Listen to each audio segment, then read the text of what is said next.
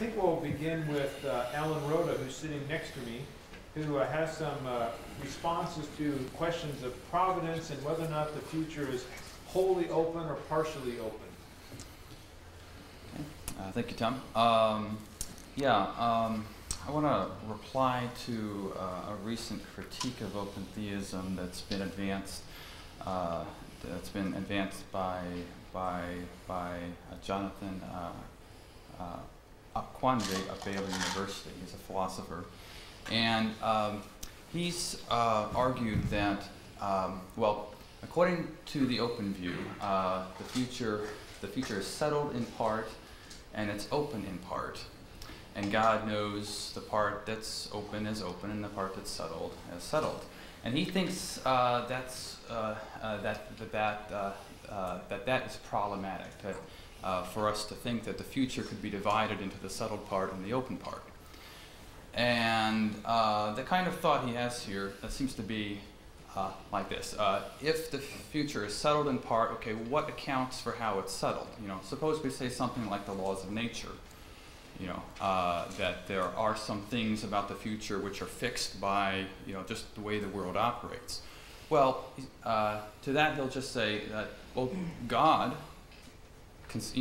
could change the laws of nature, right? God's free, God could do that. So the laws of nature in themselves aren't sufficient to make part of the future a settled thing. So we need something else. We need to appeal to God and God's intentions and the character of God. But he says if you're an open theist, that won't work. You can't do that. And the way he puts it, he says, the reason why you can't say this if you're an open theist and just appeal to the settled intentions of God, as he says, because if you're an open theist, you think that God's nature changes. Which, to my mind, is a gross distortion of open theism. So the way he puts it, he says, if God's will is not immutable, and he thinks that's what open theists believe, then he could ordain that it rain tomorrow, and yet it not rain tomorrow because he changes his mind in the meantime. Right? So we can't count on anything God ordains.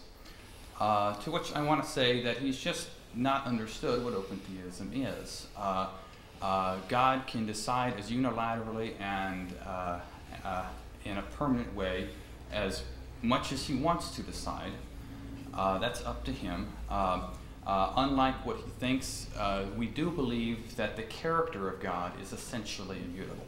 Right? He can change in some respects, but not in all respects.